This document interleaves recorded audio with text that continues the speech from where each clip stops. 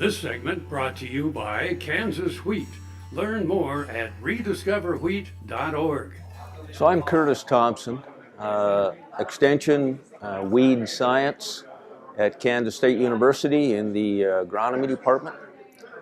Today we're at the corn school and had a discussion regarding weed management in corn.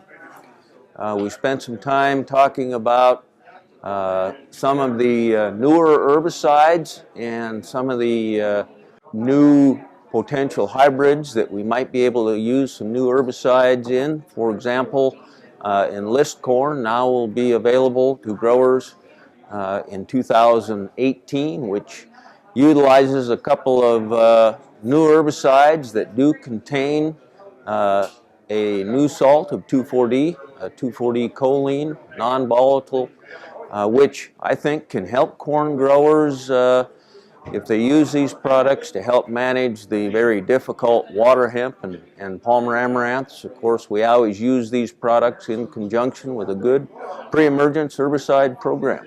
We spent a little time talking about atrazine. Atrazine, of course, is a key component in our corn weed management and is currently in the process of re-registration.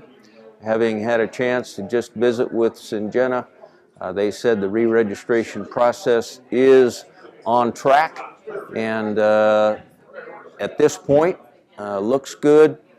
We don't expect to see any finalized labels coming for 2018 season, so we'll still be operating on our current atrazine label.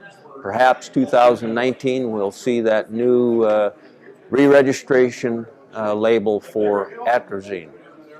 The other thing we discussed was atrazine degradation, enhanced atrazine degradation.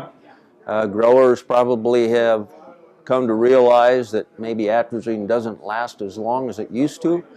This is especially true on fields where atrazine is used fairly frequently, and we're seeing in these situations, and again in the eastern half of the state, enhanced degradation of atrazine. So on soils that sees a lot of atrazine, we may have a half-life of 1 to 2.5 days, compared to a soil that hasn't seen atrazine for 10 years, maybe in excess of 8 days. So we're looking at 3, 4, and 5 times more rapid degradation on these soils that have seen a lot of atrazine. And what that'll do for growers is twofold. The length of the residual can be shortened, actually safening crops that follow atrazine, but on the other hand, it could mean if the degradation is too rapid, we see inadequate weed control. We covered a little bit about winter applications, cold soils, no soil biology going on, and at that point we don't have degradation of atrazine. That's true if we have extremely dry soils where we don't have the moisture. Again, we don't have that same level of degradation. But we talked about some other herbicides. We talked about Anthem Flex, we talked about Anthem Max, we talked about Harness Max, compared that with some of our other herbicide standards, talked a little bit about controlling palmer amaranth, velvet leaf, morning glory, sunflower, shatter cane, and so forth. We kind of wrapped up with the fact that mesotrione, developed by Syngenta initially, trade name Callisto, is now off patent.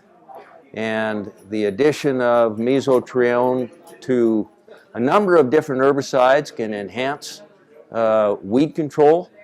But we also flipped up the caution flag saying, hey, if we use too much of the mesotrione and HPPD inhibitors, we will see HPPD resistant palmer amaranth.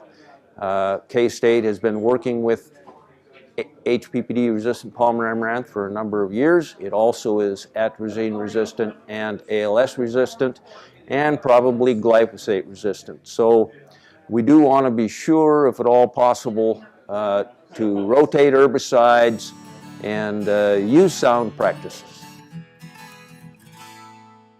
Hi, I'm Randy. And I'm Paul from PFI. We would like to personally invite you to stop by PFI, home of Boot Daddies. PFI is America's Western store, covering over 50,000 square feet. Over 25,000 boots. Visit Saddle City with the largest selection of saddles and tack anywhere. A huge selection of hats at Big Spur Hat Company in PFI Town. And choose from the best brands of clothing and accessories for the entire family. PFI, located on Highway 65 at the Battlefield exit in Springfield.